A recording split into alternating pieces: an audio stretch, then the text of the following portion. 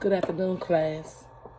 Thank you for this opportunity to come before you to present to you my benchmark video discussion thread. Okay, so to start off, I just wanted to let you know that I found an article. It was on North Carolina Board of Licensed Clinical Mental Health Counselor, and it just talked about the professional disclosure. And it said that counselors in North Carolina are mandated to provide a professional disclosure statement to each client prior to the performance of clinical mental health counseling services. This requirement aligns with the American Counseling Association Code of Ethics, which requires counselors to review in writing and verbally with clients the rights and responsibilities of both the counselor and the client. The ACA specifies that the informed consent must include the nature of all services provided, counselor credentials, and relevant experiences, fees, information, confidentiality, supervision arrangements, how records will be handled, and more. As with any informed consent, the goal is to ensure that both the client and the counselor understand the nature of the relationship and the types of services that can be expected. Each licensure type has specific requirements regarding what needs to be included in their professional disclosure statement. And the reason I read that to you is because every state is different, and this is for North Carolina because that's where I am. I am located in North Carolina, so I just wanted to make sure that I made that clear to you to start off what is expected in North Carolina, okay? So as I was reading, I was going through different consent forms, and I found a few that was kind of lengthy. I found one that was 9 pages that had pretty much all the information that was required, but I thought 9 pages would be a little too lengthy. And what I was thinking is, keeping my client in mind, would they really want to sit there and actually read through 9 pages? So what I did is I continued to look through, and I might even use this agreement as part of my, critique it and use it for my consent and counseling agreement as I start working on getting my stuff together. Because this particular one that I found, it was in reference to Texas. However, it covered pretty much all the things that was needed. It was from a counseling and training facility called Olive Branch. It's called Olive Branch Counseling and Training. And this particular one, it starts off talking to the client, just asking them, thanking them for allowing them the opportunity to offer the services. It gave a background. It talked about the background of Olive Branch. It talked about the philosophy. It talked about the relationship that they want to have with their clients, what they expect as the relationship that they have, that they would like to have.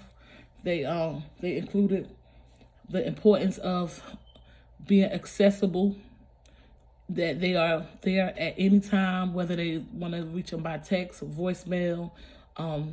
They said they are not they discourage long text, voicemails, and other forms of communication that are not face-to-face are discouraged and not in your best interest for quality treatment. So they said that they do offer those things, but they said that it's discouraged. They'd rather meet face-to-face and talk with you. Risk and benefits of counseling. It talked on working with minors, how they prefer for both parents to be involved, even if both parents is not in the minor's life. They prefer for you to have that parent communication, even if they're in jail. They said that they have to have some kind of form of communicating, saying that they give them permission. They talked on confidentiality, limits of confidentiality, where, just for example, confidentiality does not apply to cases of suspected abuse of child neglect or child abuse with child or elderly abuse. It just covered a whole lot of different limits with the confidentiality. They had a court disclaimer saying that Olive Branch counselors will not have any therapeutic involvement in any ongoing cases that will lead up to court cases. So they will not take on a case if you have ongoing cases. They already let you know that is just cases that they do not take. They went through the cost of counseling services, which their cost was $120. The fee of the follow-up session is $90 per therapeutic hour. They went through a payment of fees. They went through how they take their payment. They went through how, if your payment is declined, what they does. One of the things that I really was impressed on, and I believe that this might be one of the reasons, because as I looked through the other ones, the types of services they went through, and they have a chart of types of services, assigned fees, and notes, that pretty much talks about what they offer. And it just went through and let them know this chart pretty much, it was not a whole detailed chart, but it did go through some things that they went through, like different things that they offer, like extensive email responses. They offer $10 a email. So if they have to email you, it says this rate applies to lengthy emails sent in response to yours or sent on your behalf to other healthcare practitioners or parties of interest. So that's just one service that they have that they offer on your behalf. They have like copies of records. If you have some records, if they have some records that they have to send out on behalf of you, that's one of the services that they offer.